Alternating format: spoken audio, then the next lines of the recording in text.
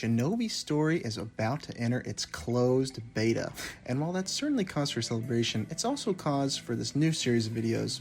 In this series, I'm going to be taking a critical look at some of the weakest parts of the game that desperately need some rejuvenation before a closed beta. You know, Shinobi Story team, I love your game. It's cool. It could be huge. I want it to be huge, but for it to be huge, it needs some tough love.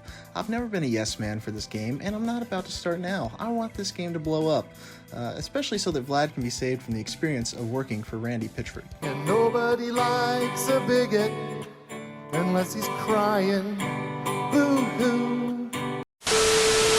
The topic of today's video is PVE, specifically in-game encounters. The lower level stuff, the grinding, the slip bosses, they're all pretty okay, and balanced, because they're essentially balanced around 1 to 3 people, depending on the group's rank. However, the in-game bosses, which demand around 8 people or more, are the topic of concern. And it's not only the bosses I'm concerned about, it's the fact they are balanced around both unfun and broken mechanics. Let me explain. So if you've been around this channel before, you know that I always praise the Jutsu, the spells of this game, very highly. This game has tons of Jutsus, and the majority of them are pretty fun. They pretty much have all some kind of place in the niche somewhere, and there's always some new combination being discovered every few months that totally turns the meta on its head. This is great. That being said, you would probably then assume that the endgame has at least some fun DPS rotations and variety, considering how varied the PvP is. Well, out of all the many abilities in this game, let's take a moment to guess how many you actually need to beat the in-game PvE bosses. 30? Not quite. 15? Still a bit away. Did anyone guess 3? Surely not, right? Well, if you guessed 3, you would sadly be correct. And mind you, that isn't 3 per specialization of tank, healer, DPS. That is 3 buttons for all of them. 1 button for healer, 1 button for tank, 1 button for DPS, 3 buttons. Well, maybe these 3 buttons are some of the most interactive or fun or interesting or something good, right? Nope. These are probably some of the worst 3 buttons in the game. Let's cover them quickly. Let's start with tanking. If you're tanking in WoW, you'd probably expect your most important ability to generate threat. Well, you'd be correct in this instance. The problem is the actual taunt ability given by the game is not very good for tanking. Why is that? Well, I'm not really sure, but the reason I know it isn't is because these random abilities in the game generate threat to such a high degree that you can actually overpower the ability to taunt something and steal the aggro. So if you're the tank, you're probably thinking you'd probably be some, meaty, tough spec like Earth or Senju or something. Nope, you are fire. Why are you fire? Because Phoenix Flower Jutsu is broken and generates an ungodly amount of threat. Simple as that. Want to taunt? Press Phoenix Flower. Now you're pretty much guaranteed to hold aggro no matter what, until about the time Phoenix Flower comes off cooldown. Next up we have healing. Healing is my favorite role in MMOs. It's usually very reactive and fun, and you have a lot of different ways to accomplish the same goal: keep your party alive. In Shinobi Story, healers get an ability called Mystical Palm. This is essentially, if you play WoW, healing touch, regrowth, rejuvenation, all thrown together in one. This is also the only single target healing ability in the game. So if you're healing, you set Mystical Palm on your spacebar, target your tank, you sprinkle some bird seed on your keyboard, you put your pet parakeet in the room, and then you go do some exercise, play on your PS5, watch some YouTube, do whatever you want, and come back a little bit later. If your bird has continuously pecked at the spacebar that entire time, you probably beat the boss. Yeah, healing in this game desperately needs some help. Finally, we get to DPS. Now, this is the real gem of this video, and I'm about to go on a rant, so bear with me.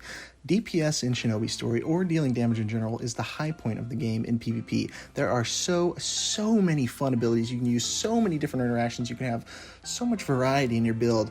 You don't expect to kill any bosses if you don't have water style, however. Why is that? Well, let's do a little spell breakdown real quick so you can understand. In WoW, there is an ability called Corpse Explosion that DK's Death Knights have. This ability causes a corpse nearby the caster to explode and cause AoE, or area of effect damage, in the surrounding radius. However, once the corpse is exploded, exploded. It's gone. In Shinobi Story, as a water user, you have an ability called Create Pools. When you create a pool, it stays there for a set amount of time. You can create multiple of these pools in the exact same spot that overlap with one another. Another water user can also place multiple pools in that exact same spot. Once your pools are all stacked up, and this can be done before the fight starts, it doesn't pull any aggro or anything, then you simply press Explode Pool, and it causes the same effect as Corpse Explosion. However, the difference between the DK ability and the water style jutsu is that the pool does not go away once exploded. Better yet, when you explode your pool, it explodes all your pools at once. Even better yet, you explode all pools, even other people's pools at once. So if you have Jim, John, and Jerry there, and Jerry explodes his pools, well, he's also popping John and Jim, or whatever the hell I have said the other guy's name was, I don't even know. In the case of the only guild on the server that actually tried and put some effort into the in-game bosses, when they pop their pools, because they are all almost water users, they did 8 million damage with a single pop. Keep in mind, an ultimate jutsu like Rasen Shuriken, Chidori, Rasengan does on a good crit about 20,000 damage. So essentially you would need to cast 400 Rasen Shurikens, 400 Chidoris, 400 Rasengans, and have them all crit to deal the same damage a couple little pools of water popping does. And keep in mind, all those other abilities have a 2-minute cooldown. The pool has a tiny cooldown. It has almost no chakra cost. It has a huge area of effect. It stacks with everybody else's. There's no drawback. The devs created a boss that they touted as hard and rich in mechanics. However, when this boss was released, it was defeated in the exact same way as every other boss. It was taunted back and forth over a pile of pools as people just clicked boop, boop, boop, boop, pop their pools.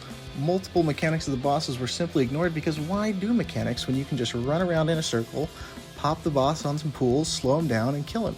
I may have been a bit ranty here, I know, but you get the idea. This isn't fun, it isn't challenging, it isn't immersive. These abilities have been in a broken state for months and months, and these glaring problems haven't been fixed.